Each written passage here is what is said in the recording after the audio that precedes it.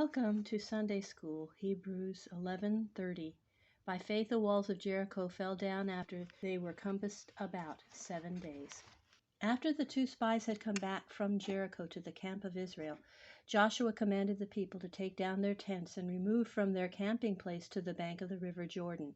Then the priests took part of the tabernacle, covered the ark and all the furniture in the holy place, and ran the poles through the rings for carrying the altar, and made ready for leaving the camp. At the same time the people took down their tents and rolled them up, and brought together their flocks and cattle, and stood ready to march. Then Joshua gave the word, and they marched the river, which was rolling high and strong in front of them. Joshua said, "Let the priests carry the ark of the covenant in front, and let there be a space between it and the rest of the people of 3,000 feet. Do not come nearer than that space to the ark."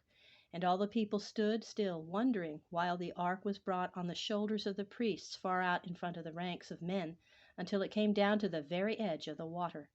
They could not see the ark, for it was covered, but they knew that it was under its coverings on the shoulders of the priests. Then said Joshua to the priests, "Now walk into the water of the river." Then a most wonderful thing took place. As soon as the feet of the priests touched the water by the shore, the river above stopped flowing, and far away up the river they could see the water rising and piling up like a great heap. And below the place where they were standing the water ran on until it left a great place dry, and the stones on the river's bed were uncovered. Then at Joshua's command the priests carried the ark down to the middle of the dry bed of the river and stood there with it on their shoulders. And Joshua gave order to the people to march across the river. In front came the soldiers from Reuben, Gad, and the half-tribe of Manasseh, who had already received their homes on the east of the river, but were with the other tribes to help in the war. After them came all the other tribes, each by itself, until they had all passed over the river. And all this time the priests stood on the river's dry bed, holding the ark. Then Joshua called for 12 men, one man from each tribe, and he said to them, "Go down into the river and bring up from it 12 stones, as large stones as you can carry, from the place where the priests are standing." They did so, and with these stones Joshua made a stone heap on the bank, and he said, "Let this heap of stones stand here to keep in memory what has taken place today. When your children shall ask you, 'Why are these stones here?' you shall say to them, 'Because here the Lord God made the river dry before the ark of the covenant, so that the people could cross over into the land that God had promised to their fathers.'" And Joshua told these 12 men to take also 12 other stones and heap them up in the bed of the river where the priests stood with the ark, so that these stones also might stand to remind all people forever of God's wonderful help to them.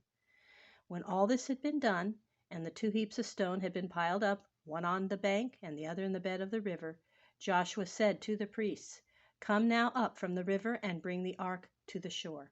They did so, and then the waters began to flow down from above until soon the river Jordan was rolling by as it had rolled before. So now at last the children of Israel were safely in the land which God had promised to their fathers more than 500 years before. They set up a new camp with the tabernacle in the middle, the altar before it, and the tents of the tribes around it in order. The place of the camp was near the river on the plain of Jordan and was called Gilgal, and there the main camp of the Israelites was kept all the time that they were carrying on the war to win the land of Canaan. When they came into the land, it was the time of the early harvest, and in the fields they found grain and barley in abundance. They gathered it and ground it and made bread of it, and some of it they roasted in the ear.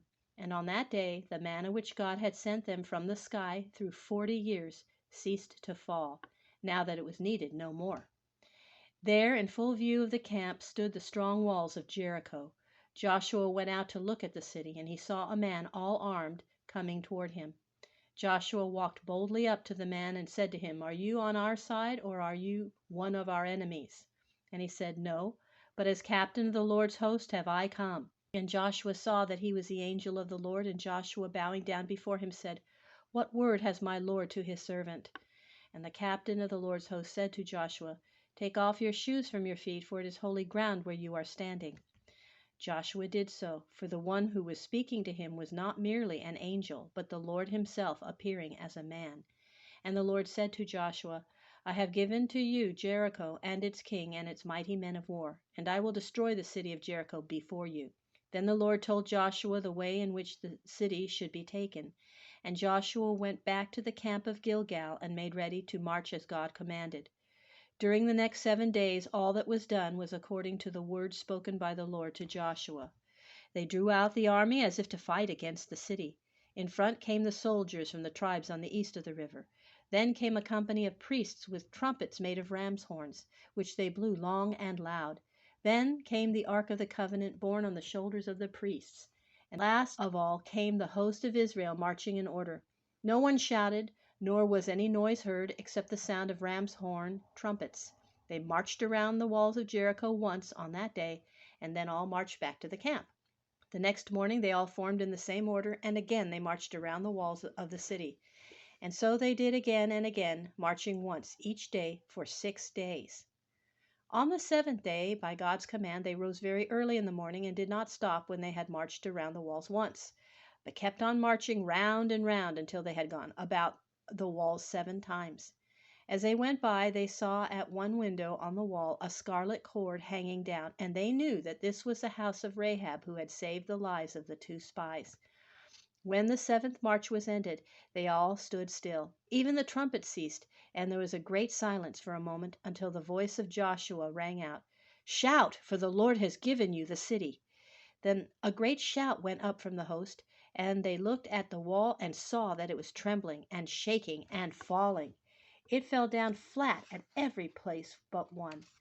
There was one part of the wall left standing where the scarlet cord was hanging from the window, and Joshua said to the 2 spies, "Go and bring out Rahab and her family and take them to a safe place."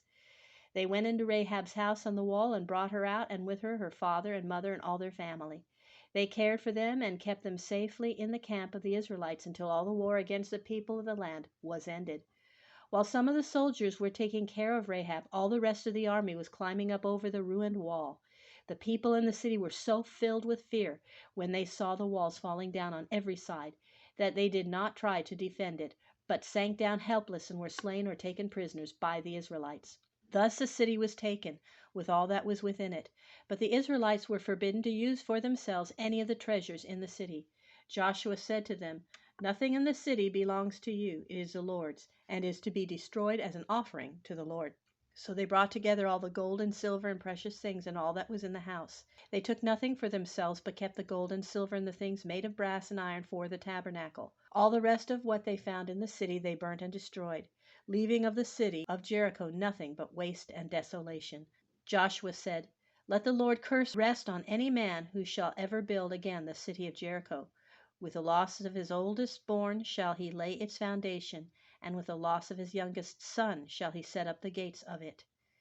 After this, Rahab, the woman who had saved the spies, was taken among the people of Israel just as though she had been an Israelite born.